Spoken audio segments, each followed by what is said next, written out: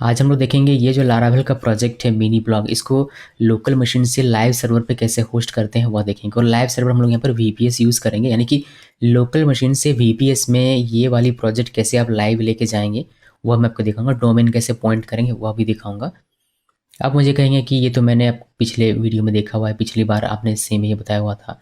तो मैं कहूँगा कि रुको ज़रा सब्र करो, बिकॉज़ यहाँ पर आपको कुछ अलग देखने को मिलेगा। पिछली बार हमने क्या देखा था कि हमारा प्रोजेक्ट था उसको हमने डायरेक्टली उठाया और वीपीएस में रख दिया और हमारा प्रोजेक्ट लाइव हो गया कॉन्फ़िगरेशन वगैरह चेंज करने से, और थोड़ा-सा सेटअप करने से हमारा प्रोजेक्ट लाइव हो जाता है। लेकिन यहाँ पर अभी हम लोग क्या करने वाले हैं कि हम लोग अपना प्रोजेक्ट पहले गिटहब में डालेंगे और गिटहब से हमारे वीपीएस में जाएगा। तो इससे क्या हमें फ़ायदा मिलेगा, क्यों हम लोग पिछला वाला यूज़ ना करें, बिकॉज़ वो तो 2 प्रोसेस होता है कि यहाँ से उठाया और यहाँ डाला। अभी क्यों 3 जगह पर इसको लेके जाएँ, पहले अपने लोकल मशीन से गिटहब में डालो, फिर गिटहब से वीपीएस में जाए, क्यों भैया ऐसा क्यों? तो इसके पीछे वजह है वर्जन कंट्रोलिंग का। गिटहब हमें प्रोवाइड करता है कि हम लोग वर्जन कंट्रोल कर सकते हैं अपने इस प्रोजेक्ट का। थोड़ा सा वाइडली इमेजिन कीजिएगा तो आपको पता चलेगा कि जब आपने अपने प्रोजेक्ट को डायरेक्टली वीपीएस में डाला तब चीज़ें क्या हुई कि प्रोजेक्ट लोकल में था, वीपीएस में डाल दिया।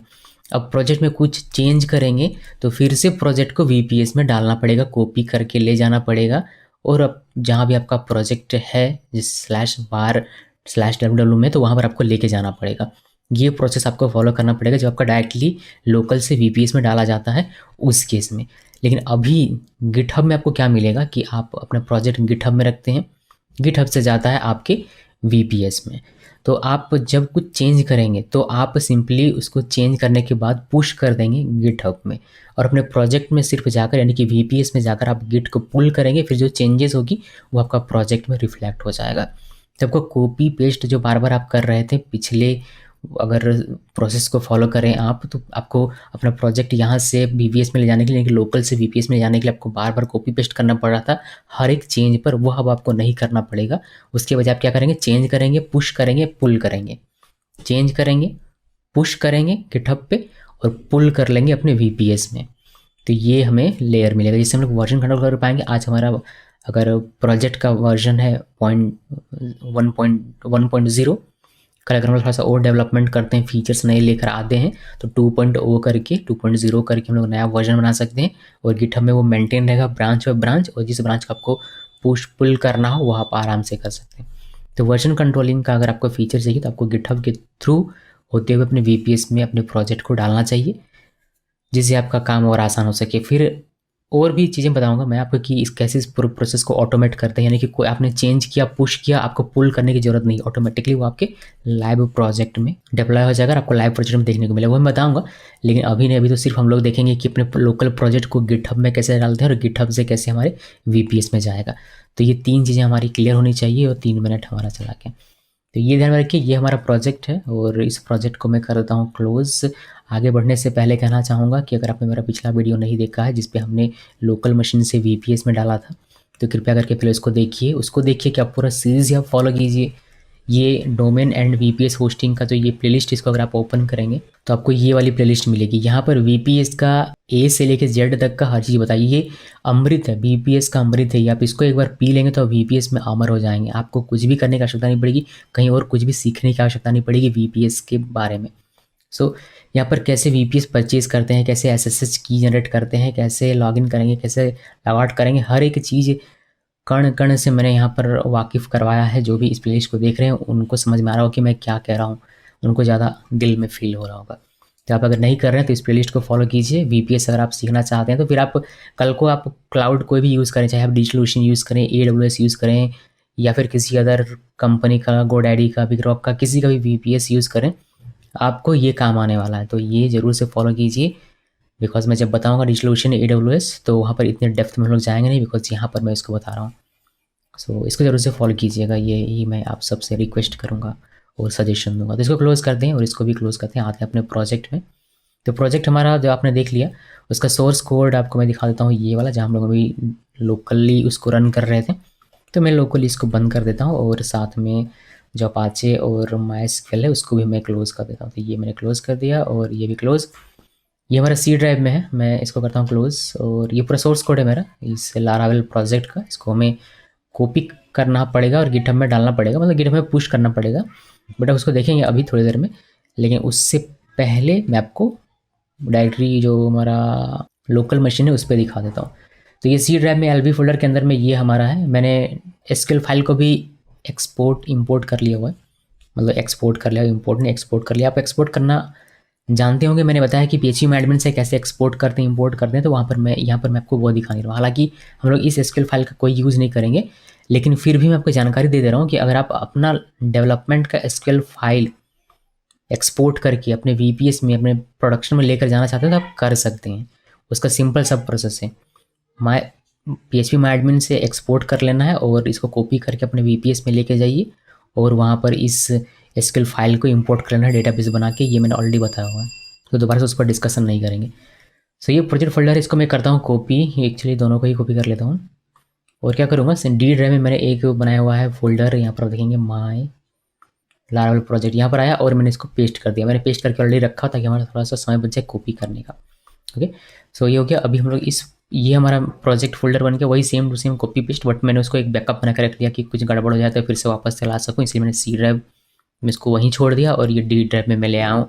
डी ड्राइव में लाने का एक और रीज़न ये है कि कभी कभी परमिशन नहीं मिलता है सी ड्राइव में काम करने का, तो डी ड्राइव में हमें मिलेगा फुल परमिशन। तो ये इसके लिए भी मैंने इसको डी ड्राइव में रखा है और मैं आपको सजेशन दूंगा कि आप डी ड्राइव में रख के अपना काम कीजिए, ज़्यादा बेटर होगा बजाय सी ड्राइव रखने के। हालांकि मैं हमेशा सी ड्राइव यूज़ करता हूँ, बट वो सिर्फ आप लोगों के लिए, लेकिन अपना जो काम करता हूँ डी ड्राइव में करता हूँ। सो ये हमारा प्रोजेक्ट है। अभी इसको ओपन करने के दिखाने का आवश्यकता नहीं, फिर भी खोल के मैं आपको दिखाऊंगा। देखिए ये हमारा पूरा का पूरा, इसमें .env फाइल होगा, हमारा .env एग्जाम्पल होगा, ये सब होगा। तो सबसे पहले डॉक्यूमेंटेशन जो मैंने क्रिएट किया है इस पूरे लेक्चर के लिए वो देख लीजिए। आपको जाना पड़ेगा मेरे गिटहब में, गिटहब रेपो में Geekishow1 मेरा ये गिटहब है, इस पर जाइए Geekishow नोट्स और यहाँ पर आपको मिलेगा लारावेल डेप्लॉय लारावेल अपाचे। हम लोग अपाचे वेब सर्वर यूज़ कर रहे हैं, जब इंजननिक्स यूज़ करेंगे तब मैं आपको उसमें भी दिखाऊंगा, पहले अपाचे में देख लीजिए। इसी स्टेप को हम लोग फॉलो करेंगे, कहीं हम लोग भटकेंगे नहीं। तो सबसे पहले क्या कहता है, how to point domain and host Laravel project on Apache web server VPS hosting. सबसे पहले क्या कहता है कि if you get permission denied please use sudo use करना है। अगर आपको परमिशन डिनाइड किसी भी कमांड को रन करने में अगर आपको परमिशन डिनाइड मिलता है तो सुडो यूज़ कर लेना है जब आप अपने सर्वर में होंगे तब। सबसे पहला काम करना है हमें, सबसे पहले कौन सा आखिर सबसे पहले, तो सबसे पहले हमें अब असली वाला सबसे पहले कि अपने डोमेन को पॉइंट करवा लेना है। तो इसलिए हम लोग जाएंगे अपने डोमेन प्रोवाइडर की वेबसाइट के पास, जो कि मेरा है बिगरॉक। यहाँ पर मैंने एक डोमेन परचेज़ किया हुआ है। अगर आपने बिगरॉक से अगर आपको कोई भी सर्विस परचेज़ करना है तो इस वीडियो के डिस्क्रिप्शन में आपको एक लिंक दे दूंगा, उस लिंक को क्लिक करके आप परचेज़ कीजिएगा बिगरॉक का, अगर कोई भी सर्विस आपको परचेज़ करना है उस केस में। तो हम लोग अपने अकाउंट में चलते हैं जहाँ पर मेरा डोमेन है, तो मैंने लॉगिन करके ऑलरेडी रखा हुआ है। विजिट माई अकाउंट में क्लिक करते हैं, फिर आपको यहाँ पर लिस्ट ऑफ सर्विसेज अपनी दिखाई देगी। मेरा एक डोमेन है sonamkumari.com जो मैं यूज़ करने वाला हूँ अभी के लिए। तो इसमें मैंने क्लिक किया, इस पर क्लिक करने के बाद ये हमारा ओपन हो जाएगा। यहाँ पर क्या आता है कि लॉगिन करने के बाद आपको नेविगेट करना है मैनेज DNS पे, फिर आपको ये रिकॉर्ड्स ऐड करने हैं, 2 A रिकॉर्ड ऐड करना है जिसपे होस्ट या नेम में @ और www लिखना है और वैल्यू में रिमोट सर्वर की IP लिखनी है। उसके बाद AA यानी कि 4 टाइम्स A वाले पे भी 2 रिकॉर्ड सेम नेम से ऐड करने हैं और यहाँ पर IPv6 की IP लिखनी है बट रिमोट सर्वर की। तो ये काम मैं आपको करके दिखाता हूँ। हम लोग यहाँ पर आ चुके हैं। अभी A रिकॉर्ड आप ऐड करें उससे पहले एक चीज़ का ध्यान रखिएगा कि जिस भी कंपनी से आपने परचेज़ किया कोई फ़र्क नहीं पड़ता, आपके डोमेन का जो नेम सर्वर है यहाँ पर क्लिक करके जो मैं आपको दिखा रहा हूँ ये वाला, ये इसका डिफ़ॉल्ट रहना चाहिए।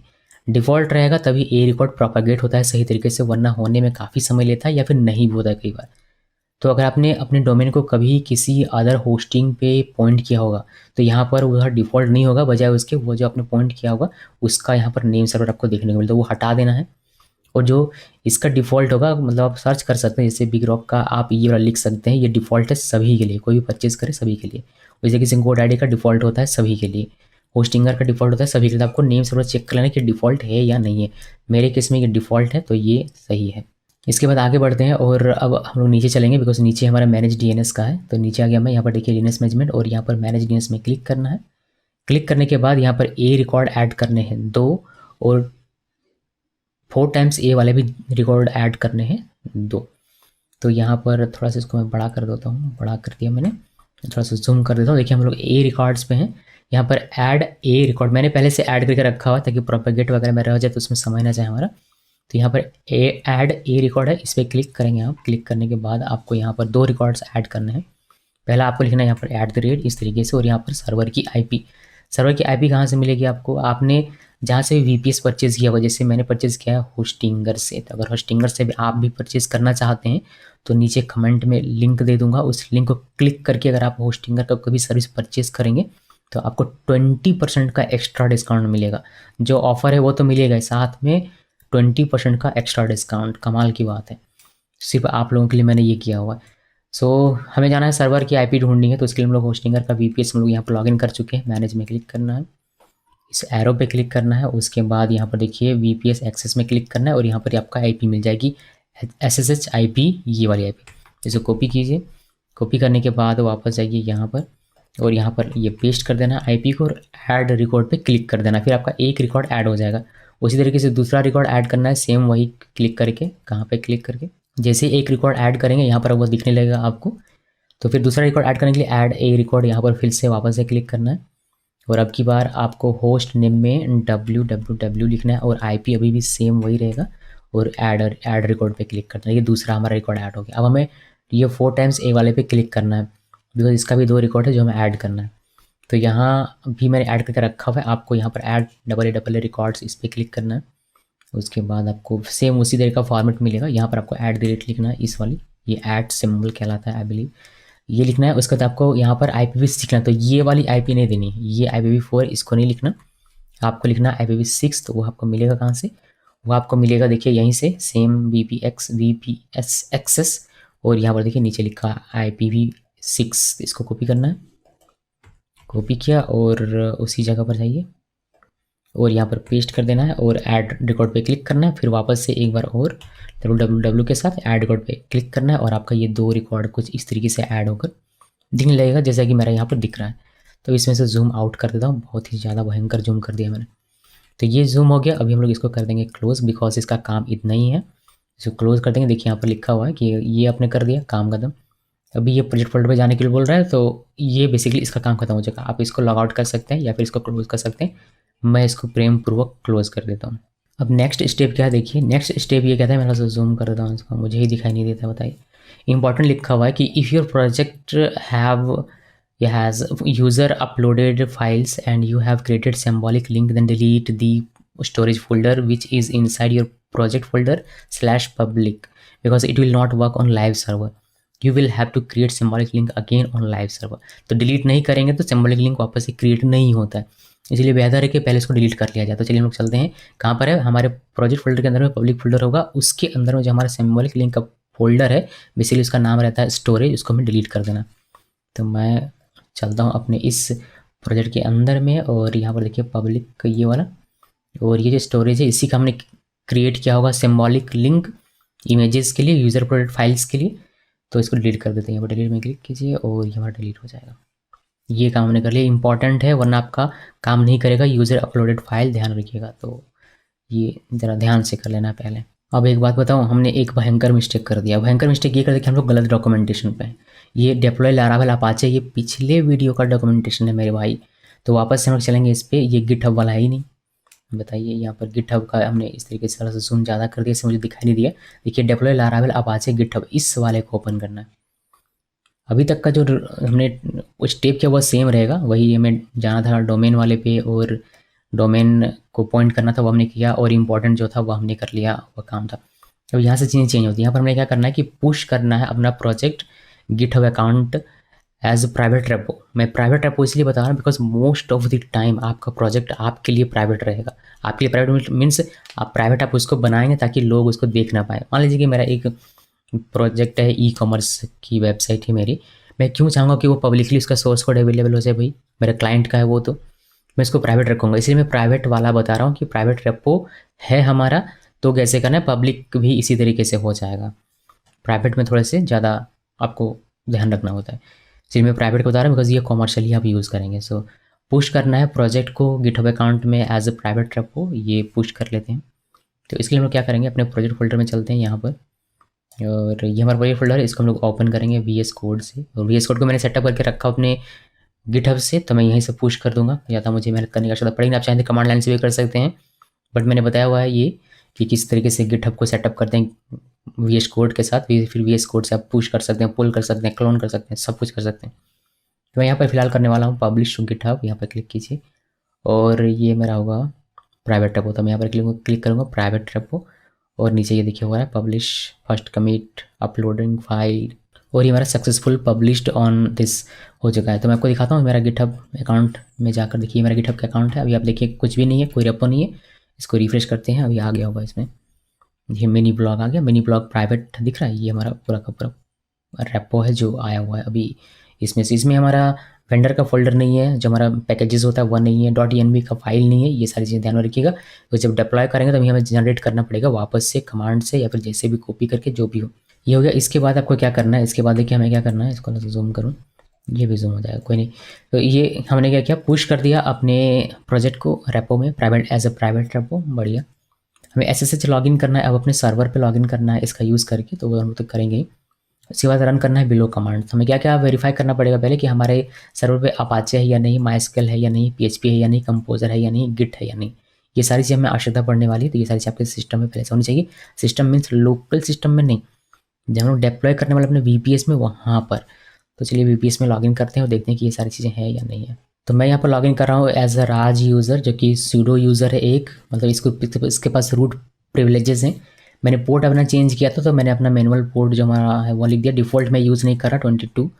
इसमें एंटर की प्रेस करते हैं, ये SSH की सेटअप है, तो ये हमारा लॉगिन हो जाएगा बिना पासवर्ड। लॉगिन हो गया। अब हम लोग कहाँ पर है, हम लोग अपने Ubuntu ऑपरेटिंग सिस्टम के अंदर है, जिसका आप यहाँ पर वर्जन देख सकते हैं, Ubuntu 22.0.04.1 LTS वर्जन में। अब यहाँ पर हमें चेक करना है कि अपाचे है या नहीं, तो अपाचे 2-v लिखिए, अपाचे हमारे पास है, बहुत अच्छी बात है। उसके बाद हमें चेक करना है कि PHP है या नहीं, तो PHP-v, PHP भी है 8.1.2, ये भी अच्छी बात है। और MySQL है या नहीं, तो MySQL के लिए हमें लॉगिन करना पड़ेगा डायरेक्टली। MySQL लॉगिन करते हैं राज यूज़र से, बिकॉज राज यूज़र को मैंने सेटअप करके रखा हुआ है। और यहाँ पर पासवर्ड लिखते हैं, और पासवर्ड होपफुली ये सही है। देखिए MySQL हम लोग लॉगिन करें, मतलब MySQL है, ये इसको एग्जिट कर जाते हैं। उसके बाद ये क्या देखने को कह रहा था, कंपोजर और क्या क्या ही बोल रहा था। देखिए अपाचे देख लिया, MySQL देखिए, PHP देख लिया, कंपोजर देखना है, गिट देखना है। तो मैं आपको पहले गिट दिखाता हूँ, और आई बिलीव Ubuntu में गिट होना चाहिए, गिट -- वर्जन, और git not found, git -v, सिर्फ गिट लिख के एंटर कर दें, देखते हैं या नहीं। चलिए नहीं है, गिट हमें इंस्टॉल करना पड़ेगा। साथ में मैं कंपोजर आपको दिखाता हूँ, कंपोजर -- वर्जन, ये भी फाउंड नहीं हो रहा, कंपोजर -v, ये भी नहीं। चलिए कंपोजर नहीं है और गिट नहीं है, तो कंपोजर तो इंस्टॉल करना मैंने बताया हुआ पहले ही, मगर फिर भी यहाँ पर देख लीजिए। हम लोग करते हैं इसको क्लियर, और यहाँ पर हम लोग करेंगे इंस्टॉल। तो पहले sudo apt install git, ये लिखा, इंटर की प्रेस किया, और पासवर्ड इसको देना पड़ेगा, देते हैं पासवर्ड, और ये वाली की इंटर प्रेस, और ये हमारे लिए गिट इंस्टॉल करके दे देगा क्विकली, जल्दी से, बिकॉज छोटा सा पैकेज है। अब हम गिट -- वर्जन करके देखते हैं, और ये गिट का ये वाला वर्जन 2.34.1 ये हमारा इंस्टॉल हो जाएगा। अब हम लोग कंपोजर को भी इंस्टॉल कर लेते हैं। तो लिखेंगे sudo apt install और कंपोजर, ये लिखा, और इंटर की प्लेस करेंगे। और इसे हमारा ऐसे कंपोजर को इंस्टॉल करने के दो तरीके हैं, ये वाला भी एक तरीका है, इससे मैंने कर लिया अभी, तो इससे हमारा काम हो जाएगा जल्दी से। सो ये हमारा इंस्टॉल हो गया। अभी देख सकते हैं कंपोजर -v है, बिलीव ये आ जाना चाहिए। देखिए कंपोजर भी हमारा इंस्टॉल हो चुका है, और ये बढ़िया तरीके से काम कर रहा है। सो सारी चीज़ें हमारे पास हैं। अभी हम लोग नेक्स्ट स्टेप देखते हैं कि आगे ये क्या कहता है। आगे ये कहता है कि अपाचे आपका सर्विस स्टेटस चेक कर लीजिए, एक्टिव रनिंग है या नहीं। मैं इसको चेक कर सकता हूँ, इसके लिए मुझे यहाँ पर लिखना पड़ेगा sudo, और जो मैंने कॉपी किया उसको पेस्ट करते हैं, सर्विस अपाचे 2 स्टेटस, इंटर की प्रेस करेंगे, आपको दिखेगा। पहले पासवर्ड देना पड़ेगा, दिया, और यहाँ पर देखिए एक्टिव एंड रनिंग दिखेगा, यानी कि अपाचे वेब सर्वर हमारा सही तरीके से रन है। Ctrl+C प्रेस करके आप इसको स्टॉप कर सकते हैं, जो कि मैंने कर दिया, क्लियर भी कर दिया साथ में। उसके बाद यहाँ पर कहता है कि आप चेक कर लीजिए कि फायरवॉल से आपका जो HTTPS है वह सब अलाउ है या नहीं, जो भी पोर्ट वगैरह सब कुछ सही तरीके से अलाउड है या नहीं। तो इसको भी चेक कर लेते हैं। इसके लिए आपको sudo लिखना पड़ेगा, और sudo में से लिख रहा हूँ बिकॉज मैं राज यूज़र से लॉगिन, आप हो सकता है रूट से लॉगिन, तो आपको sudo लिखने का आवश्यकता ना पड़े। इंटर की प्रेस किया, और ये स्टेटस एक्टिवेट दिख रहा है, और हमारा दिख रहा है देखिए 80 और 443 ये दोनों ही पोर्ट हमारे ओपन है, मीन्स 80 पोर्ट पे हमारा चलेगा HTTP वेब सर्वर और हमारा 443 पे HTTPS चलता है। इनकेस हम लोग अपनी वेबसाइट पे अगर अपने डोमेन पे अगर हम लोग SSL सर्टिफिकेट इंस्टॉल करते हैं, सेटअप करते हैं, तो इसके लिए ये पोर्ट ओपन रहना चाहिए, जो कि ओपन है। तो हमारा सब कुछ बढ़िया तरीके से काम कर रहा है। सो करते हैं क्लियर। और नेक्स्ट स्टेप में ये कहता है कि make connection between remote server and GitHub via SSH की। देखिए हम लोग अपने लोकल मशीन में और VPS में कैसे कनेक्शन बनाते हैं, SSH की का यूज़ करके, सेटअप करके। तो यहाँ पर जब आपको गिटहब से और अपने VPS से बनाना हो कनेक्शन, तो अब भी हम लोग SSH की यूज़ करेंगे। जब लोकल से हमें बनाना था VPS पे, तो लोकल से हमने जनरेट किया था और हमने वो सेटअप वगैरह किया था। अब हमें अपने रिमोट सर्वर से गिटहब पे बनाना था, हमें रिमोट सर्वर पे जनरेट करना पड़ेगा और गिटहब पे ले आकर कुछ सेटअप कॉन्फ़िगरेशन करना पड़ेगा। देखिए कि कैसे होता है। तो अभी हम लोग काम करेंगे रिमोट सर्वर पे और गिटहब पे। तो पहले तो हम लोग जनरेट करते हैं SSH की। इस बार मैं यूज़ कर रहा हूँ ये वाला एल्गोरिदम RSA यूज़ करने के बजाय, बिकॉज ये ज़्यादा बेहतर लगता है, छोटा सा की मिलता है, ज़्यादा स्ट्रॉन्ग इसको कहा जाता है, न्यू है, तो इसको यूज़ करेंगे अब हम लोग आगे से भी। तो RSA तो मैंने आपको दिखाया ऑलरेडी कई बार जनरेट करके। अब इससे देखिए, तो इसको कहते हैं कॉपी, रिमोट सर्वर में ही रहना है, इसको करते हैं कॉपी और यहाँ पर आइए और इसको पेस्ट कीजिए। देन यहाँ पर आप लिखिए कोई एक आइडेंटिफायर आप लिख सकते हैं, अपनी ईमेल भी लिख सकते हैं वैसे, मगर मैं लिखता हूँ गिटहब लारावेल या लारावेल गिटहब, कुछ भी लिख दीजिए अपनी मर्जी से। इंटर की प्रेस करते हैं और ये कहेगा कि इस जगह पर देखिए राज होम डॉट SSH इस नाम से प्राइवेट की बनेगा और .pub से हमारा पब्लिक की बनेगा। बनता है या नहीं बनता है वही देखना। इंटर की एक बार और प्रेस करेंगे, ये पास फ्रेज नहीं देना है, तो एक बार इंटर, एक बार और इंटर। और ये कहता है सेविंग की दिस, सेव जब करने गया तो पता चला कि परमिशन ही नहीं है, राज को परमिशन नहीं है .ssh फोल्डर पे काम करने की।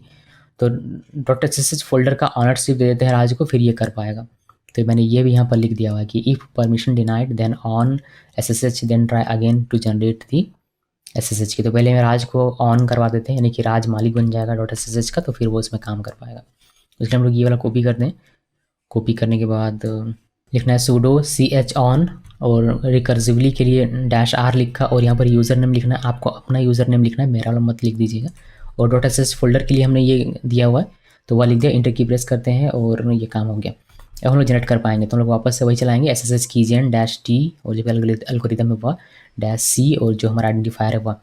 इंटर की प्रेस करते हैं और ये कहेगा हाँ सेम जगह पे करना है। जी हाँ बिल्कुल, पास फ्रेज नहीं चाहिए, इंटर की प्रेस करते जाना है। और देखिए अभी हमारा जनरेट हो गया। तो आपको जाके दिखाता हूँ कि हमारा जनरेट हुआ या नहीं। तो हम चलेंगे CD, ये लोग रिमोट सर्वर में ध्यान रहे, .ssh इस फोल्डर के अंदर चलेंगे और यहाँ पर ls करेंगे, तो देखिए आपको दिख जाएगा ये हमारा ID हो गया, मतलब प्राइवेट की हो गया, और ये हमारा पब्लिक की हो गया। जनरेट हो गया। अभी हम लोग आगे देखते हैं। जनरेट हो गया, ये हमारा ये जनरेट हो चुका है। ठीक है, ये स्टेप खत्म। अभी कहता है कि ओपन पब्लिक SSH की देन कॉपी दी की। तो हम लोग SSH की को कॉपी करेंगे, तो कॉपी करने के लिए ये वाला आप रन कर सकते हैं, या फिर आप चूँकि हम लोग SSH के अंदर में ही है तो हम लोग इसको डायरेक्टली लिख सकते हैं कुछ इस तरीके से कि कैट का यूज़ करेंगे, कॉपी करने में आसानी होती है। ID और ED और पब्लिक की चाहिए तो PUB यहाँ पर लिखना, इंटर की प्रेस कीजिए और ये हमारा हो गया ओपन। इसको कॉपी कर लेना, यहाँ से यहाँ तक का कॉपी किया, Ctrl+C प्रेस किया, कॉपी हो गया। सिलेक्ट करने के बाद उसके बाद ये कहता है कि go to your GitHub repo. जी हाँ, मैं गिटहब रेपो पर ही हूँ। क्लिक ऑन सेटिंग टैब, तो सेटिंग टैब यहाँ से अपने रेपो पे सेटिंग टैब पे क्लिक किया। थोड़ा सा जूम आउट कर देता हूँ, बड़ा ही अलग सा दिख रहा है, थोड़ा सा और जूम कर देते हैं, दिखता नहीं है मुझे। इसके बाद कहता है कि क्लिक ऑन डिप्लॉय कीज़। तो डिप्लॉय कीज़ में कीजिए क्लिक। कहाँ है डिप्लॉय कीज़ भाई? देखिए यहाँ पर होगा डिप्लॉय कीज़, इस पर क्लिक करना है। क्लिक कर दिया, उसके बाद ऐड डिप्लॉय की बटन पे क्लिक करना है और पेस्ट करना है जो रिमोट सर्वर का आपने SSH की पब्लिक की कॉपी किया था उसको पेस्ट करके ऐड की में क्लिक करना है। तो ये डिप्लॉय कीज़ में है, उसके बाद यहाँ से ऐड डिप्लॉय की यहाँ पर क्लिक करना है और यहाँ पर कोई भी टाइटल दे दीजिए। इससे मैंने की लिख दिया और यहाँ पर जो हमने कॉपी किया था उसको पेस्ट करना है, तो ये पेस्ट हो गया। अब यहाँ पर ऐड की, यहाँ पर अलाउ राइट एक्सेस नहीं कर दें, ये कह रहा है कि आप सर्वर से यहाँ पर ऐड कर सकते हैं, यानी तो मुझे नहीं अलाउ करना है भाई। तो मैंने इसको अनचेक ही रखा और ऐड की पे सिंपली क्लिक किया और ये कह रहा है कि पासवर्ड क्या है आप बताइए। लिख के कन्फर्म किया मैंने और ये हमारा लॉगिन हो गया और ये की हमारा ऐड हो गया, जैसे कि यहाँ पर देख सकते हैं। तो ये हमारा हो गया। अभी वेरीफाई करना है कि हमारा सब कुछ सेटअप तरीके से हुआ, यानी कि हमने जो अभी SSH की डाला वो सही तरीके से काम कर रहे हैं। उसके लिए हम लोग इसको रन कर सकते हैं। इसको रन कर सकते हैं या फिर आप इसको रन कर सकते हैं, दोनों में से कोई। ये आपको ज़्यादा डिटेल में बताएगा, कि थोड़ा सा कम डिटेल में बताएगा, तो कम डिटेल वाला हमें चाहिए। आप ज़्यादा डिटेल में जा सकते हैं अगर आपका कोई प्रॉब्लम होता है, मतलब सक्सेसफुली आपका कनेक्शन नहीं बनता है, तो डीबग करने के लिए आप ये वाला रन करेंगे, आपको ज़्यादा इन्फॉर्मेशन देगा। तो हम लोग पहले इसको रन करके देख लेते हैं, सक्सेस होता है तो इसी में से हमारा काम निकल जाएगा। तो यहाँ आइए टर्मिनल में सर्वर पे और cd/ करके पहले बाहर निकला दो, इसको क्लियर कर देते हैं और यहाँ पर पेस्ट करते हैं ये वाला और इंटर की प्रेस कीजिए और यहाँ पर आपको यस लिखना है, इंटर की प्रेस करना है और permanently added github.com to the list. और यहाँ पर आपको बताएगा कि यू हैव सक्सेसफुली ऑथेंटिकेटेड, तो सक्सेसफुली ऑथेंटिकेट हो चुका है हमारा गिटहब से हमारे रिमोट सर्वर का। तो एक ये अच्छी खबर है हमारे लिए। चलिए बढ़िया। अभी क्या है, हमारे रिमोट सर्वर का हमारे गिटहब से कनेक्शन बन चुका है। जैसे हमारा लोकल मशीन का हमारे रिमोट सर्वर से कनेक्शन बन जाता था, फिर हम लोग कॉपी पेस्ट कर सकते थे, उसी तरीके से अब हमारे रिमोट सर्वर का हमारे गिटहब से कनेक्शन बन चुका है। तो हम लोग ये वाला जो प्रोजेक्ट है, जो कि मिनी ब्लॉग का हमारा प्रोजेक्ट है, इसको हम लोग अपने रिमोट सर्वर पे अब ले जा सकते हैं। लेकिन ले जाएंगे कैसे, वह अब हमें देखना है। तो यहाँ पर लिखा हुआ है कि you may get an error git और GitHub permission denied public key if you will try to clone it directly on web server public folder.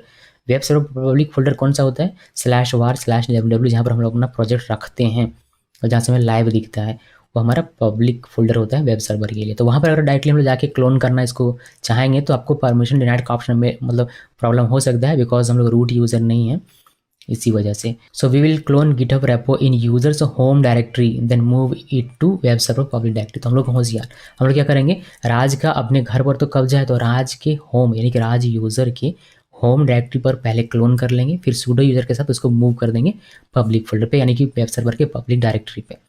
ये हमें करना है।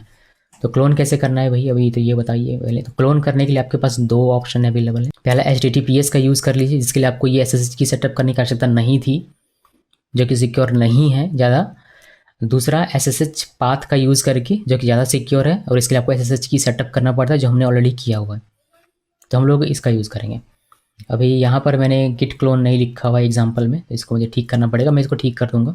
चलिए मैंने चेंज कर दिया इसको, मैंने यहाँ गिट क्लोन लिख दिया हुआ है, तो ये मिस हो गया था, मैंने इसको लिख दिया। देखिए इसमें क्या होता है कि आपको SSH पाथ निकालना पड़ता है, तो जो भी आपको क्लोन का, जैसे मुझे ये चाहिए, तो यहाँ पर मैं यहाँ पर क्लिक करूँगा, यहाँ से मुझे मिलता है दो ऑप्शन, एक HTTPS, जो कि मैंने यहाँ पर बताया हुआ है कि HTTPS के थ्रू आप भी कर सकते हैं, उसके लिए आपको SSH की सेटअप करना नहीं था। लेकिन आपने SSH की सेटअप किया, जो कि ज़्यादा सिक्योर माना जाता है, तो आप क्या करेंगे, SSH पे यहाँ पर क्लिक करेंगे। यहाँ पर क्लिक करेंगे तो आपको सिंपली ये वाला कॉपी करना है, तो यहाँ पर क्लिक करेंगे, आपका ये कॉपी हो जाएगा। उसके बाद आपको करना क्या है, आपको अपने रिमोट सर्वर पे जाना है, वहाँ पर लिखना है गिट क्लोन और ये वाला पेस्ट कर देना है, फिर एंटर की प्रेस करना है। चलिए चलते हैं, होपफुली ये एक्सपायर ना हो। चलिए कनेक्शन हमारा लॉस्ट हो चुका है, हमें वापस से कनेक्शन बनाना पड़ेगा, तो उसके लिए हमें करना पड़ेगा, यहाँ पर पेस्ट करते हैं अपना, वापस से कनेक्शन बनाते हैं और वो इसको करते हैं क्लियर। हम लोग अपने होम में हैं, आप देख सकते हैं ये हम लोग होम पर हैं।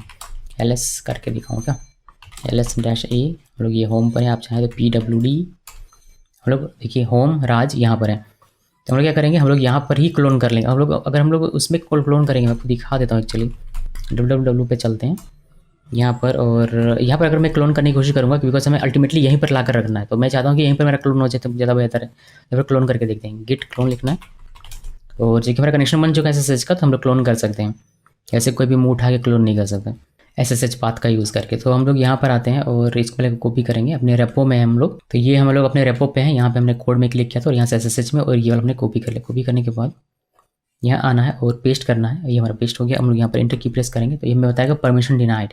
भयंकर, देखिए fatal could not create work tree dir this permission denied, तो आपको ये भी एरर मिल सकता है। तो यहाँ पर हमारा परमिशन नहीं है यहाँ पर इसको लाने की, तो CD रूट पे चलते हैं, अपने रूट पे, अपने घर पे चलते हैं। यहाँ पर हम लोग सेम वही रन करेंगे, ये वाला इंटर की प्रेस कीजिए और यहाँ पर ये क्लोन करके आपको मिनी ब्लॉग जो प्रोजेक्ट है वह गिटहब से लाकर यहाँ पर रख देगा, और लिंक भी बना हुआ रहेगा हमारे रिमोट सर्वर का और गिटहब का, बिकॉज .git फोल्डर इस पर एक बना हुआ रहेगा। सो ये हो गया, हमारा क्लोन हो गया। आप देख सकते हैं, मैं इसको LS करके दिखाऊँ, तो देखिए मिनी ब्लॉग हमारा ये दिख रहा है, CD मिनी ब्लॉग, इसके अंदर जाते हैं आप, तो आप LS करके सब कुछ यहाँ पर देख पाएंगे। सारे जो प्रोजेक्ट के फाइल्स थे, यानी कि ये जो पूरा फोल्डर था, ये पूरा सोर्स कोड आपको यहाँ पर मिल जाता है, वेंडर छोड़ के, .env छोड़ के, और कुछ एक दो और फाइल्स छोड़ के जो गिटहब में आपने मेंशन किया होगा। अब ये वाली जो फोल्डर है, ये हमें यहाँ नहीं चाहिए भैया, ये हमें चाहिए वेब सर्वर के पब्लिक डायरेक्टरी पर, यानी कि जो हमने भी देखा था var www के अंदर में। तो यहाँ से हमें इसको लेके जाना पड़ेगा। उसके लिए हम लोग क्या करेंगे, लेकर जाने के लिए हमें क्या करना है, सूडो लिखना है, सूडो mv और हमारा क्या मिनी ब्लॉग, और लेकर कहाँ जाना है, var www पे, यहाँ पे। और आई बिलीव इसमें क्लिक करते हैं और ये हमारा अगर पासवर्ड मांग रहा है तो पासवर्ड लिख दीजिएगा। मेरे में मांगा नहीं तो मैंने नहीं लिखा। और हम लोग वहाँ जाके देखें, पहले तो यहाँ पे एलएस करके देख लेते हैं। यहाँ पर हमें मिनी ब्लॉग दिखेगा नहीं, मिनी ब्लॉग हमारा यहाँ से गायब है, मूव हो चुका है।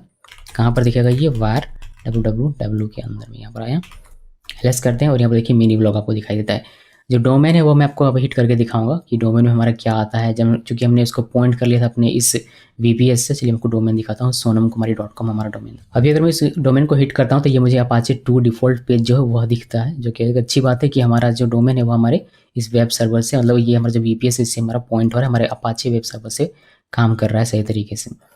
यहाँ तक हमारा ठीक है। हमारा प्रोजेक्ट आ चुका है, वो भी गिटहब के लिंक के साथ।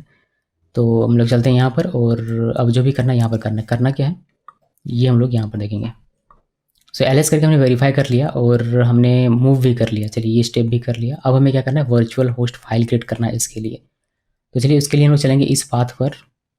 ये वाला मैं कॉपी करता हूँ। इसे डायरेक्टली आप नैनो करके क्रिएट कर सकते हैं, बट उस पाथ पे जाके क्रिएट करते हैं और मज़ा आएगा। तो वहाँ पर चलते हैं। पहले CD यहाँ से बाहर निकलिए पहले, और इसको क्लियर कर लेता हूँ, बहुत नीचे आ चुका है।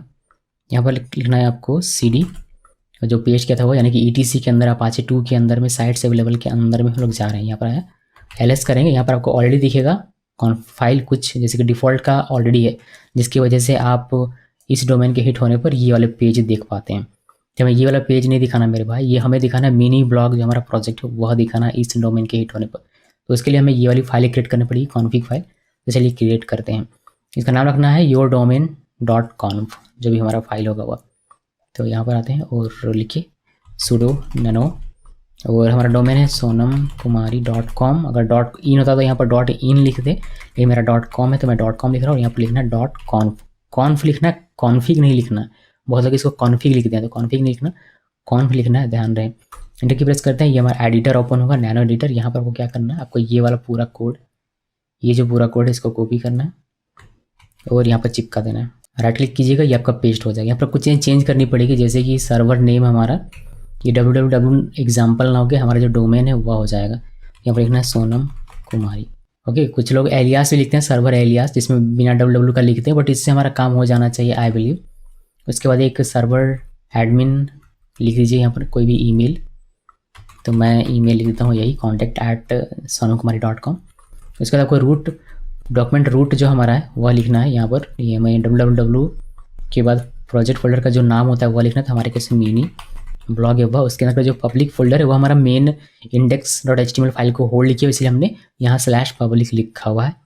अगर कहीं और होता तो वहाँ पर का वो लिखते, बट ये पब्लिक के अंदर ही रहता है तो हमने उसको यहाँ पर पॉइंट कर दिया कि हमारा रूट है, यहीं से आपको index.html मिलेगा और यहीं से जो मिलेगा वो आपको सभी को दिखाना है वेब पेज में। ठीक है, उसके बाद एरर लॉग्स, अगर कोई एरर आएगा तो, उसके बाद एक्सेस लॉग, अगर कोई एक्सेस लॉग आएगा तो, और यहाँ पर डायरेक्टरी हमने एक डिफाइन किया हुआ है कि var www, और यहाँ पर प्रोजेक्ट फोल्डर नेम हटाकर हमें अपना प्रोजेक्ट फोल्डर का नाम लिखना है, जो कि हमारे केस में है मिनी ब्लॉग, ये लिखा। और ये भी पब्लिक के साथ ही रहेगा, स्लैश लिख सकते हैं, स्लैश हटा भी सकते हैं। और यहाँ पर हमने लिखा है कि डायरेक्टरी ब्राउजिंग जो होता है, जो मैंने बताया एक सेपरेटली एक लेक्चर में कि डायरेक्टरी ब्राउजिंग को कैसे डिसेबल करते हैं, वही हमने यहाँ पर किया हुआ। आप चाहें तो इंडेक्स को हटा सकते हैं यहाँ से कुछ इस तरीके से, फिर ये प्लस भी आपको हटा देना, सिर्फ इतना रखिए, या फिर आप जैसे लिखा हुआ था वैसे लिख दीजिए। तो हम लोग इसको हटा देते हैं इस बार, पिछली बार मैंने इसको रख के दिखा था, इस बार मैं आपको हटा के दिखा रहा हूँ, तो हम लिख लीजिए। उसके बाद आपको अलाउ ओवरराइड ऑल करना है, जिससे कि सारे URL सेट हो, वरना क्या होगा, सिर्फ होम पेज दिखेगा, फिर आपको कोई अगर दूसरा URL हिट करेंगे जैसे लॉगिन रजिस्ट्रेशन या फिर अबाउट अस, कोई अगर और हिट करेंगे तो वो 404 दे देगा, तो वह ना दे, इसलिए हमने अलाउ ओवरराइड ऑल यहाँ पर कर दिया और रिक्वेस्ट ऑल ग्रांटेड कर दिया हुआ। फिर डायरेक्टरी बंद है, फिर वर्चुअल होस्ट का टैग बंद है। तो ये हो गया। अब इसको सेव कर देना है, Ctrl+X प्रेस कीजिए, Y प्रेस कीजिए और इंटर प्रेस कीजिए, ये हमारा सेव हो गया। सेव होने के बाद एक डोमेन को हिट किया जाए यहाँ पर, तो इससे आपको कुछ भी अंतर देखने को नहीं मिलेगा। वहाँ पर सिर्फ अपने फाइल क्रिएट किया, उसको इनेबल नहीं किया, उसके लिए हमें यहाँ पर ये रन करना पड़ता है A to inside, और जो भी अपनी फाइल क्रिएट किया अभी कौन फाइल वो आपको लिखना है। तो इसलिए हम लोग इसको लिख के दिखाएंगे यहाँ पर, और सूडो यूज़ करना पड़ेगा मुझे, सूडो A to inside, और फाइल का नाम है sonamkumari.com.conf, ये लिखा, एंटर की प्रेस करते हैं और ये हमारा इनेबल हो गया। ये इनेबल करने के बाद आपको एक और ये जो rewrite enable Apache mode rewrite model ये आपको इनेबल करना पड़ेगा। तो इसके लिए हम इसको कॉपी करेंगे, ठीक से कॉपी हो जाए भाई। इसको कॉपी किया, कॉपी करने के बाद यहाँ आना है, सूडो लिखना है, पेस्ट करना है राइट क्लिक करके और एंटर की प्रेस कीजिए। ये भी हमारा इनेबल हो गया। और अभी भी अगर आप इसको देखेंगे तो कोई आपको फ़र्क पड़ेगा नहीं जब तक सर्विस रिस्टार्ट ना हो, यानी कि नेक्स्ट स्टेप ये वाला जो रिस्टार्ट अपाचे, तो हमें इस सर्विस को रिस्टार्ट करना पड़ेगा, फिर हमें कुछ ना कुछ देखने को मिलेगा। तो इसको हम करते हैं कॉपी और यहाँ पर आते हैं, सूडो के साथ करना है, सूडो लिखा और सर्विस अपाचे टू रीस्टार्ट, इस पर एंटर की प्रेस करेंगे और ये हमारा रीस्टार्ट होगा। रीस्टार्ट होने के बाद जब हम लोग डोमेन को हिट करेंगे, मैं आपको दिखाता हूँ यहाँ पर, यहाँ मैं इसको मैं हिट करता हूँ, रिफ्रेश किया तो अभी मुझे ये दिख रहा है कि पेज इज़ नॉट वर्किंग और यहाँ पर सर्वर एरर दिख रहा है 500 का। चलिए env फाइल वगैरह सेटअप करते हैं, उसके बाद ही हमारा काम करेगा। सो नेक्स्ट स्टेप जैसे कि आप यहाँ पर देख सकते हैं कि go to your project folder directory then follow below instruction. तो हमें जाना है अपने प्रोजेक्ट डायरेक्टरी के अंदर में, वहाँ पर हमें env फाइल क्रिएट करना पड़ेगा जो कि नहीं है अभी के लिए, फिर डिपेंडेंसी को इंस्टॉल करना पड़ेगा। तो चलिए पहले चलते हैं अपने प्रोजेक्ट के अंदर में। अभी यहाँ पर कोई काम नहीं तो cd/ करके यहाँ से बाहर निकलाते हैं और cd var www और यहाँ पर ls करेंगे तो आपको मिनी ब्लॉग दिखेगा। ये हमारा प्रोजेक्ट है cd मिनी ब्लॉग, इसके अंदर आते हैं और यहाँ पर हमें क्रिएट कर मैं आपको अभी दिखाऊँ ls-a, तो आप देखेंगे कि आपको .env.example दिखेगा बट .env फाइल कहीं भी नहीं दिख रहा। तो .env फाइल होना जरूरी, बिकॉज वहाँ पर सारे कॉन्फ़िगरेशन हैं तो वो है ना जरूरी। तो हम लोग उसको क्रिएट करेंगे। क्रिएट कैसे करते हैं, cp का यूज़ करें, cp.env.example, इसी को कॉपी करके एक .env फाइल मेरे लिए बना दो। तो ये हमने कहा और ये बन गया। अभी आप देखेंगे तो आपको एक .env फाइल दिखे, .env फाइल देखिए ये वाला हमारा जनरेट हो गया। अब हम लोग इसको देखते हैं ज़रा रिफ्रेश करके कि अभी कुछ असर है या फिर और कुछ चीज़ चाहिए। तो हम लोग ये अभी भी ये हमारा एज इट इज़ है। अभी हम लोग क्या करेंगे, देखिए हमारा ये हो गया।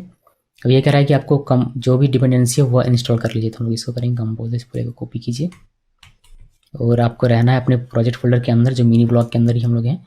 और इसको क्लियर करता हूँ मैं एक बार और यहाँ पर सूडो लिख लीजिए और ये कंपोजर इंस्टॉल, ऐसे सूडो की आवश्यकता नहीं पड़ेगी मगर फिर भी मैं इस तरीके से लिख रहा हूँ और इंटर की प्रेस कर दें और यस और इंटर की प्रेस करना है और ये सारा डाउनलोड करेगा। सारे पैकेजेस जो पैकेजेस ज़रूरी होंगे उसको रखेगा, जो पैकेजेस ज़रूरी नहीं है उसको हटा देगा। और ये सारी चीज़ें इंस्टॉल कर रहा है, सारे पैकेजेस वगैरह इंस्टॉल हो चुकी हैं जैसा कि आप यहाँ पर देख सकते हैं।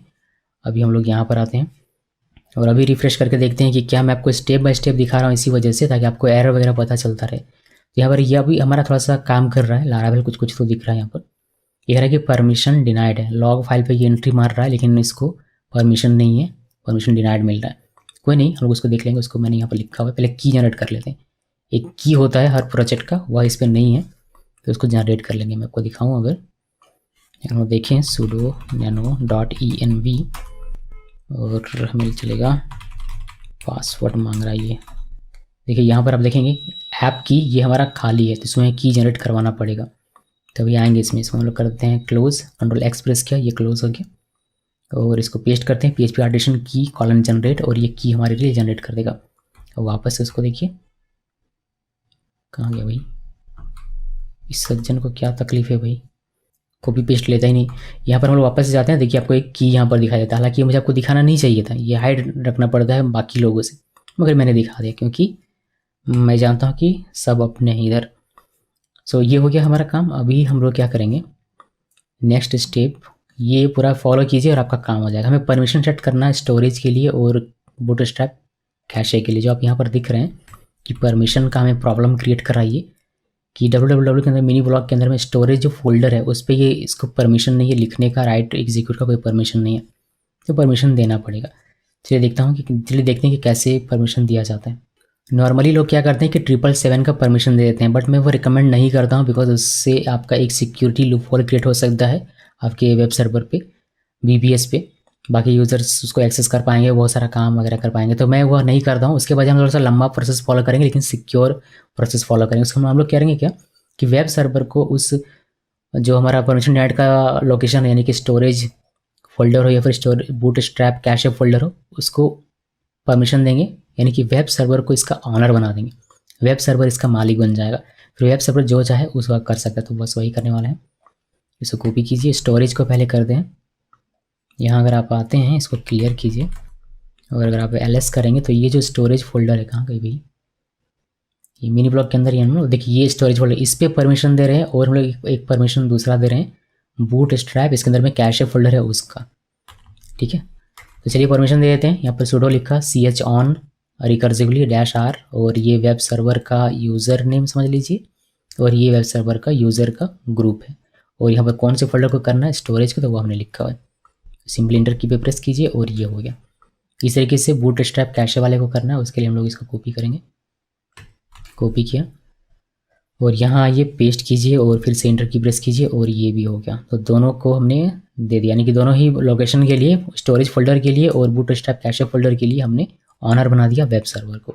तो हम लोग तो ऑनर है नहीं, तो हम लोग कभी अगर FTP से, जैसे कि फाइलजिल्ला हो गया या फिर कोई अदर टूल हो गया, उससे अगर हम लोग एक्सेस करेंगे इसको तो हमें प्रॉब्लम हो सकती है। तो हम लोग क्या करते हैं कि खुद को, यानी कि अपने यूज़र को, राज मैं यूज़र हूँ तो मैं अपने यूज़र को भी इस ग्रुप में www-data ग्रुप में शामिल कर लेता हूँ।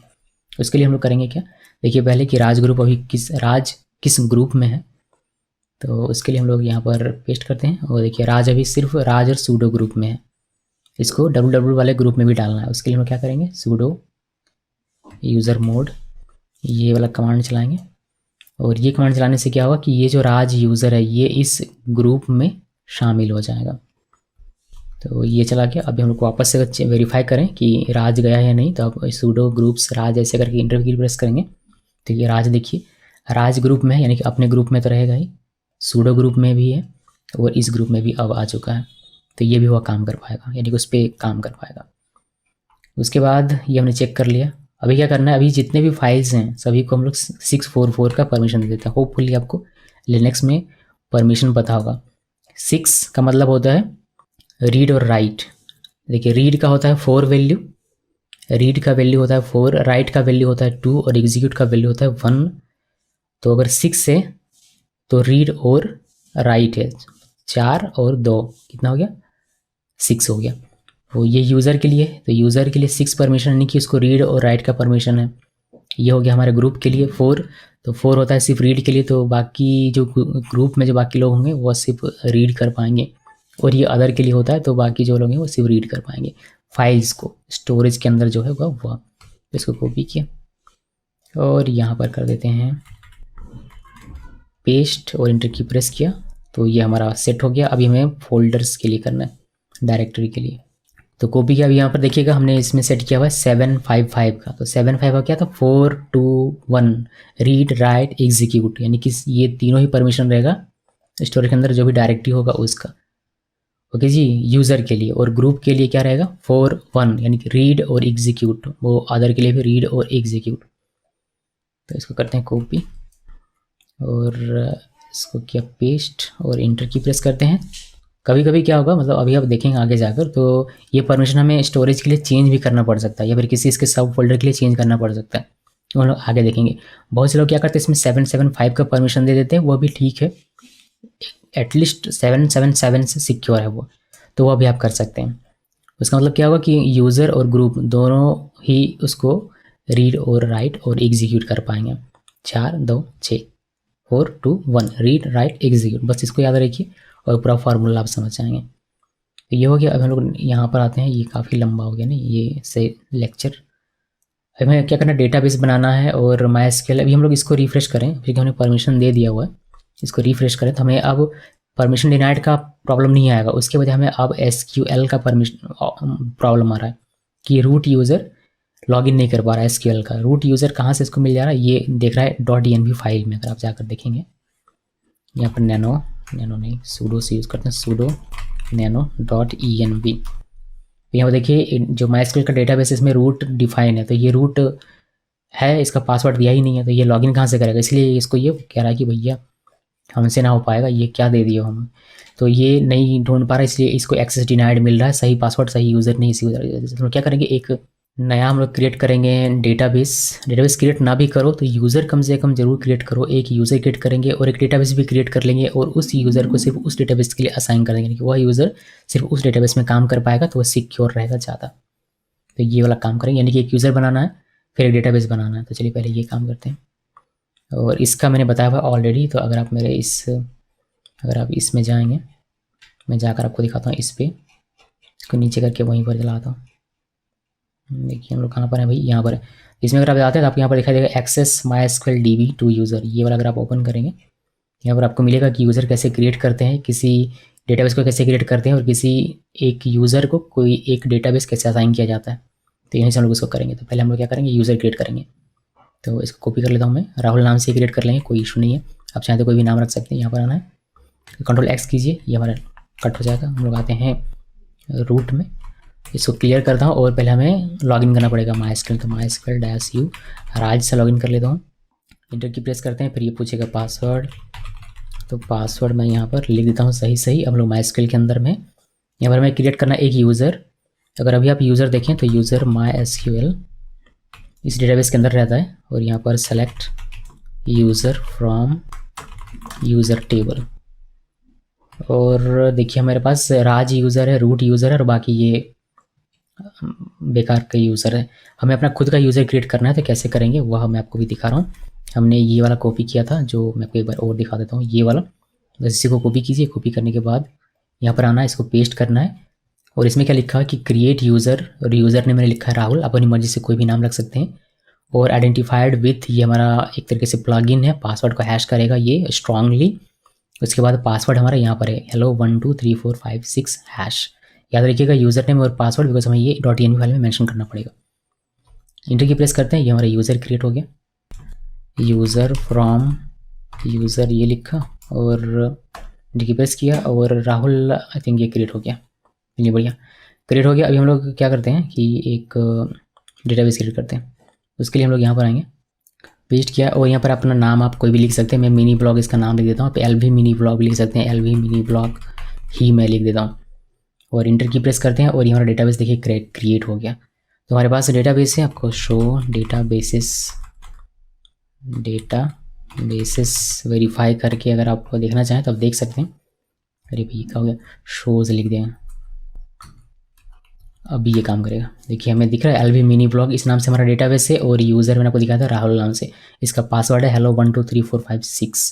ये क्रिएट हो गया। अब हम लोग क्या करते हैं कि इस यूज़र को ये वाला डेटाबेस असाइन कर देते हैं कि ये यूज़र इस पर्टिकुलर डेटाबेस पर ही काम कर पाएगा, किसी और पर नहीं। तो चलते हैं यहाँ पर, और ग्रांट कराएंगे इसको परमिशन। तो इसको कॉपी किया, और यहाँ पर आइए, और इसको करते हैं पेस्ट, और यहाँ पर आइए। देखिए यहाँ पर लिखा है कि ग्रांट ऑल प्रिविलेजेस ऑन ये वाला DB, बट ये वाला DB मेरा है नहीं। मुझे डेटाबेस का नाम यहाँ पर चेंज करना पड़ेगा। नाचता क्यों है पता नहीं। LV मिनी ब्लॉग ये लिखा, डॉट एस्ट्रिक्स देना टू राहुल यूज़र। तो आपका जो भी यूज़र है वो आप यहाँ पर लिख लीजिएगा। उसके बाद इंटर की प्रेस करना है, और ये काम हो जाएगा। काम हो गया। इसको वेरीफाई करने के लिए कि कैसे भैया ये यूज़र सिर्फ इसी को एक्सेस कर सकता है, कैसे करेंगे। तो आप PHP में एडमिन है तो आप उसमें देख सकते हैं, या फिर आप इसमें लॉगिन करके देख सकते हैं। आपको लॉगिन करके दिखा देता हूँ। मैंने राज MySQL से एग्जिट किया। अभी मैं लॉगिन करूँगा MySQL-u और राहुल-p इस यूज़र से। इससे हमें वेरीफाई हो जाएगा कि हमारा यूज़र भी क्रिएट हुआ या नहीं। इसमें हमने पासवर्ड देता है hello 1 2 3 4 5 6 और हैश। इंटर की प्रेस करते हैं, और ये लॉगिन हो गया। और इसमें कहेंगे शो डेटाबेसेस, तो ये हमें दिखाएगा कि LV मिनी ब्लॉग ये वाला है। इसके पास और बाकी का कुछ है नहीं। ये तो दो ऐसे ही दिख रहा है, डिफ़ॉल्ट होता है ये। लेकिन बाकी जो और डेटाबेस जैसे कि MySQL था वह इसमें नहीं दिखेगा। इस यूज़र को सिर्फ यही डेटाबेस पे काम करना है, यही इसको दिखेगा। तो ये सब चीज़ें वेरीफाई हो गई। अब क्या करना है वो हमें आगे यहाँ पर पता चलेगा। ऐसा कोई काम नहीं, इसको क्लोज करते हैं, वापस से अपने इस वाले पे आते हैं। तो ये सारा काम हो गया। अभी क्या करना है, ओपन करना ENV, और फिर ये सारी चेंजेस करनी है। बेसिकली इसमें हमने क्या किया है, मैं आपको दिखा देता हूँ कि ऐप ENV में मैंने प्रोडक्शन लिख दिया, बिकॉज अब हम लोग प्रोडक्शन में हैं। उसके बाद ऐप की ऑलरेडी हम लोग जनरेट कर चुके हैं। ऐप डिबग आपको फॉल्स कर सकते हैं। आप यहाँ पर डोमेन लिख सकते हैं, और यहाँ पर आपको डेटाबेस का नाम लिखना है। फिर यहाँ पर आपको DB यूज़र लिखना है, ये कॉट के अंदर लिखना है, और DB यूज़र का पासवर्ड लिखना है। यूज़र हमारा राहुल है, पासवर्ड हमारा hello 1 2 3 4 6 हैश है, और ये सिंगल कॉट के अंदर लिखना है। यहाँ पर मैंने लिख दिया है नोट में, ताकि आपके ध्यान में रहे। तो चलिए sudo nano.env करते हैं, और ये सारे चेंजेस कर लेते हैं। सब कुछ नहीं करेंगे, और पहले चलते हैं मेरे प्रोजेक्ट फोल्डर के अंदर में। तो CD var www और मिनी ब्लॉग, और क्लियर करते हैं। और हम लोग sudo nano env करेंगे, ये हमारा ओपन हो जाएगा। अब यहाँ पर लोकल की जगह पर ऐप env की जगह लोकल की जगह पर प्रोडक्शन कर सकते हैं, डिबग को फॉल कर सकते हैं, बट अभी के लिए मैं रहने देता हूँ। वो सिंपली हम लोग क्या करेंगे, डेटाबेस का नाम है LV मिनी ब्लॉक, तो हमने ये लिख दिया। और यूज़र हमारे यहाँ पर ये नहीं है, इसके बजाय हमारा ये है राहुल, तो ये लिख दिया सिंगल क्वाट के अंदर में। और हमारा पासवर्ड यहाँ पर हो जाएगा हेलो, ये क्या लिख दिया भाई, हेलो 1 2 3 4 5 6 और हैश, ये लिख दिया। कंट्रोल X प्रेस कीजिए, Y प्रेस कीजिए और इंटर प्रेस कीजिए, बस इतना किया। और हम लोग यहाँ पर आकर चेक करेंगे कि जो हमारा रूट, ये रूट से लॉगिन कर रहा था और एक्सेस डिनाइड मिल रहा था, अब हमने यूज़र इसको सही दे दिया और हमने पासवर्ड भी सही दे दिया हुआ और डेटाबेस भी दे दिया हुआ। देखते हैं अगर रिफ्रेश करते हैं तो क्या हमें मिलता है। अब ये कहता है कि भाई टेबल नहीं मिल रहा, ये वाला पोस्ट टेबल, तो टेबल हमें क्रिएट करना पड़ेगा। कैसे क्रिएट करेंगे वो हमें यहाँ बताएगा कि क्रिएट डेटाबेस टेबल, उसके लिए हमें PHP आर्टिसन माइग्रेट रन करना पड़ेगा। तो इसको कॉपी करते हैं और यहाँ आइए और यहाँ इसी के अंदर रहना है। कभी कभी क्या होता है कि PHP आर्टिसन कमांड रन करेंगे तो ये परमिशन डिनाइड देगा, तो उसके केस में आपको सूडो यूज़ करना है। हमारा यहाँ पर ऐसे ही काम हो जा रहा है, तो हम लोग माइग्रेट कर लेते हैं। ये सारे टेबल को जनरेट कर देगा। देखिए पोस्ट टेबल भी हमारा जनरेट हो चुका है। तो सिंपली क्या करेंगे, यहाँ पर हम लोग इसको रिफ्रेश करते हैं और ये हमारा ब्लॉग चल पड़ेगा। सारे एरर्स मैंने आपको दिखाएं कि कौन कौन सा एरर आता है, किसका क्या सॉल्यूशन है, वो भी मैंने आपको दिखा दिया। तो हमारा प्रोजेक्ट आ चुका है। अब यहाँ नीचे अब क्या कहता है ये नेक्स्ट स्टेप में कि क्रिएट सिंबॉलिक लिंक, लेकिन क्यों, तो वो मैं आपको दिखाता हूँ। हम क्या करेंगे, लॉगिन में क्लिक करते हैं। तो लॉगिन में क्लिक करने के लिए हमें पहले एक यूज़र चाहिए हो, तो यूज़र तो हमारे पास है नहीं, तो एक यूज़र ने आप क्रिएट करते चले हम रजिस्टर में क्लिक करेंगे और एक नया यूज़र बनाते हैं। हम लिखा सुहानी और यहाँ पर अपना ईमेल दे रहा हूँ, एक ये वाला मैंने ईमेल दे दिया। और पासवर्ड हम लोग कोई सा भी एक यहाँ पर रख देते हैं। पासवर्ड रखा, रजिस्टर में क्लिक करते हैं और ये यूज़र क्रिएट होकर लॉगिन हो जाएगा। अब ये पोस्ट कर सकता है, तो पोस्ट मान लीजिए कि ये कर रहा है hello 1 और यहाँ पर hello body 1 और एक इमेज इसको देने का है, तो यहाँ पर क्लिक किया, कोई सा भी इमेज देते हैं। ये वाला इमेज दे दिया मैंने, सेलेक्ट किया, ओपन में क्लिक किया, पोस्ट में क्लिक किया, ये पोस्ट हो गया। पोस्ट एडिट सक्सेसफुली आपको मैसेज मिल जाएगा। डैशबोर्ड में देखेंगे आपको पोस्ट यहाँ पर टाइटल दिखेगा, नाम दिखेगा, टाइटल दिखेगा, बॉडी दिखेगा, बट इमेज नहीं दिखेगा। यानी कि यूज़र अपलोडेड फाइल जो है वो आपको दिख नहीं रहा। आपको इमेज तो दिख रहा है, देखिए जो डेवलपर ने किया होगा स्टैटिक फाइल, तो ये आपको दिख रहा है, बट यूज़र अपलोडेड फाइल आपको नहीं दिख रहा, यहाँ भी नहीं दिख रहा। तो यूज़र अपलोडेड फाइल आपको दिखे, इसके लिए आपको सिंबॉलिक लिंक क्रिएट करना पड़ेगा। थोड़ा चलते हैं डैशबोर्ड में और इसको मैं कर देता हूँ डिलीट कर दिया और सिंबॉलिक लिंक क्रिएट करेंगे। उसके लिए हमें PHP आर्टिसन स्टोरेज लिंक ये रन करना पड़ेगा। तो यहाँ पर आइए और होपफुली ये एंड ना हो गया हो, चलिए एंड नहीं हुआ। यहाँ पर उसको कॉपी किया था, उसको पेस्ट करना है। अरे भैया ये क्या हो गया, फिर से हमें करना पड़ेगा कॉपी। इसको क्या कॉपी करने के बाद आना टर्मिनल पे, यहाँ पर करना पेस्ट और ये PHP artisan storage colon link और इंटर की प्रेस कीजिए। देखिए ये लिंक कर रहा है हमारे पब्लिक स्टोरेज को हमारे स्टोरेज ऐप पब्लिक से। अब हमारा काम सही तरीके से, यानी कि यूज़र अपलोडेड फाइल जो होगा वो लिंक हो चुका है, ये स्टोर होता है यहाँ पर, इसको लिंक कर दिया गया है यहाँ से। तो अब हमारा ये लिंक हो चुका है। अब जो भी यहाँ पर आएगा फाइल वो हमारा इससे लिंक है, तो हमें दिख जाएगा पब्लिकली। तो आना है यहाँ पर और इसको पोस्ट में जाइए, एक नया पोस्ट करते हैं hello 1 hello body 1 2 लिख दिया, कोई नहीं। चूज़ में क्लिक किया, कोई एक फाइल ले लीजिए, SSL सर्टिफिकेट का ले लिया मैंने। ओपन में क्लिक किया, पोस्ट में क्लिक करते हैं, पोस्ट एडेड यहाँ पर दिख रहा है। डैशबोर्ड में क्लिक करेंगे, आपको यहाँ पर इमेज भी अब दिखेगा। इमेज चूँकि ऑप्टिमाइज्ड नहीं है, इससे थोड़ा सा स्लो लोड हो रहा है और मेरा नेट भी गया गुजरा रहता है, मेरा यहाँ पर दिख रहा है। अगर हम लोग यहाँ पर जाके देखेंगे तो हमें यहाँ पर ये दिख जाएगा, बढ़िया तरीके से काम कर रहा है। तो ये हो गया कि हमें सिंबॉलिक लिंक क्यों जनरेट करना चाहिए। कभी कभी क्या होता है कि लोग इस पॉइंट पर ध्यान नहीं देते। किस पॉइंट पर भाई, इस पॉइंट पर, ये जो मैंने बताया हुआ है, कहाँ गया ये पॉइंट जो ऊपर में मैंने बताया था कि अपना सिंबॉलिक लिंक का जो फोल्डर है भाई वो पहले ही डिलीट कर लो। लोग डिलीट नहीं करते हैं, बोलते क्या ही फर्क पड़ेगा।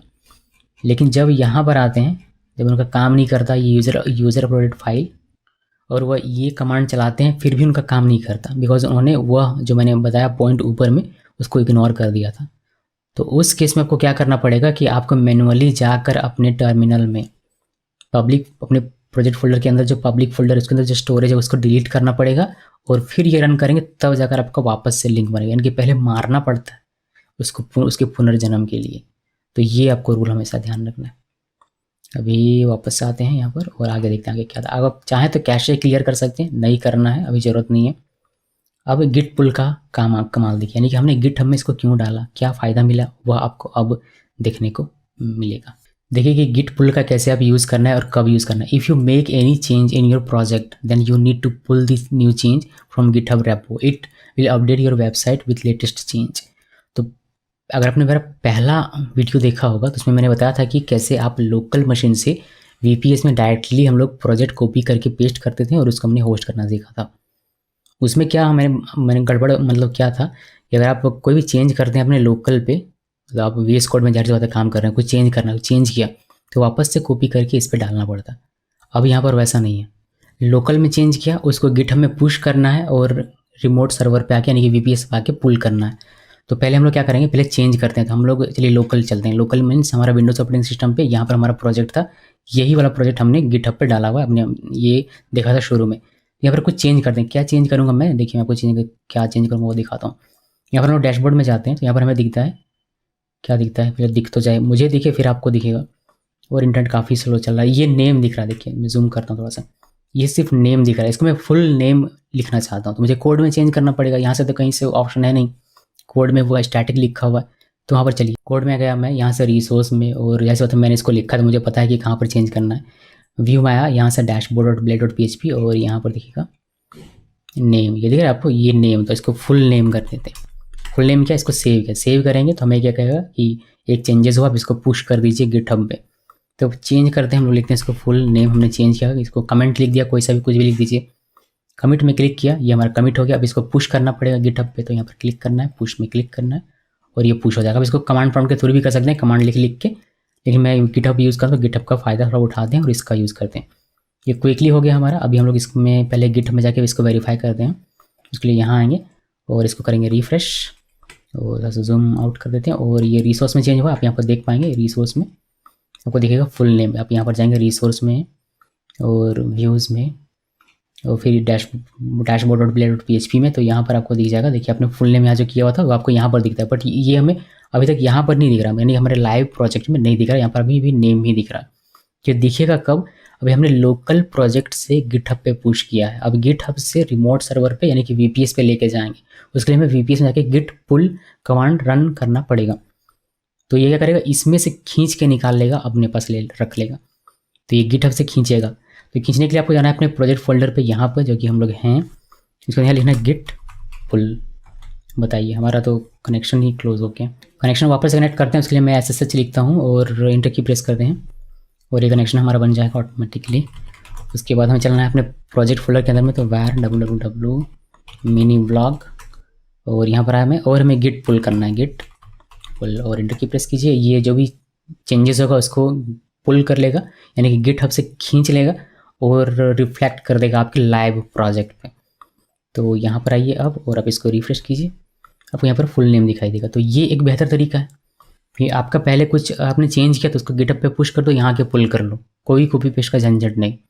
और जो चेंज करते हैं वही सिर्फ हमें अंतर देखने को मिलता है, बाकी सारी चीज़ें सेम रहती है। तो ये फास्ट है, प्लस ज़्यादा कंट्रोल है इस प्रोजेक्ट पर हमारा, कि कल को कोई एक वर्ड भी चेंज करना हुआ तो चेंज किया, पुश किया और यहाँ कर पुल कर ले। तो ये थोड़ा सा मैनुअली है अभी भी, कि आपको आपके रिमोट सर्वर पे आके इसको पुल करना पड़ता है जो भी आपने चेंजेस किया हुआ। आप इसको ऑटोमेट बना सकते हैं। मतलब क्या कि सिर्फ यहाँ पर चेंज किया, जैसे फुल नेम है तो फुल नेम समथिंग लिखा, ये पुश करेंगे गिटहब पे और गिटहब से ऑटोमेटिकली पुल हो जाएगा और आपको आपके यहाँ पर जो भी आपका वेबसाइट होगा वहाँ पर आप उसका रिफ्लेक्ट जो भी होगा, जो भी चेंजेस होगा वो रिफ्लेक्ट हो जाएगा। मीन्स वो ऑटोमेटिकली जो पुल कर रहे हैं यहाँ पर मैनुअली आके, ये इसको ऑटोमेट कर सकते हैं। लेकिन वो मैं आपको इस वीडियो में नहीं बताऊंगा, बिकॉज इसमें काफ़ी कुछ बता चुका हूँ। इसको ध्यान में रखिए, ये मैनुअली है, ये भी ज़्यादा यूज़ होता है क्योंकि बहुत सारे लोग ऑटोमेट नहीं करना चाहते हैं। वो चाहते हैं कि जब भी मैं चेंज करूँ तो मेरे पास कंट्रोल रहे कि मैं यहाँ कर गिट पुल करूँ तब ये चेंजेस दिखे। तो अगर वह चाहते हैं तो यहाँ तक था आपका सफ़र, यहाँ तक आपने सीखा। थोड़ा सा लंबा हो गया सफ़र, लेकिन कोई नहीं, अगर आपने सीखा डिटेल में तो बहुत अच्छी बात है। इसको आप प्रैक्टिस करेंगे 1-2 बार, और ये स्टेप्स जो मैंने यहाँ पर बता गए हैं, जो मैंने यहाँ पर ये लिखा हुआ स्टेप्स, ये स्टेप आप फॉलो कीजिए शुरू से लेके अंत तक, और आप सारा काम कर पाएंगे। मतलब एक बेहतरीन तरीके से आप इसको डिप्लॉय कर पाएंगे, कोई इशू आपको नहीं होगा। और इसी का कंटिन्यू करेंगे हम लोग नेक्स्ट, जिसमें हम लोग ऑटोमेट करना सीखेंगे, जिसका डॉक्यूमेंटेशन मैंने यहीं पर लिखा हुआ है। देखिए यहाँ पर नीचे लिखा how to automate Laravel deployment using GitHub actions. तो ये आगे हम लोग फॉलो करेंगे, अभी हमने यहाँ तक फॉलो किया हुआ था। बाकी ये जो कमांड है ये मेंटेनेंस मोड ऑन ऑफ करने के लिए, तो इस पर ये कुछ खास नहीं, इसको नहीं भी करेंगे तो भी चलेगा। तो अभी के लिए बस इतना ही रखते हैं। और गिटहब में ये मेरा पड़ा हुआ रहेगा, इसको मैं वापस से यहाँ पर कर देता हूँ। तो ये गिटहब में मेरा पड़ा हुआ रहेगा अभी के लिए तो कम से कम। और इतना ही है कि आप अपने प्रोजेक्ट को लोकल मशीन से VPS होस्ट में होस्टिंग कैसे कर सकते हैं गिटहब का यूज़ करके। और हमने यहाँ पर यूज़ किया है अपाचे वेब सर्वर का। इस वीडियो को देखने के लिए आप सबका बहुत बहुत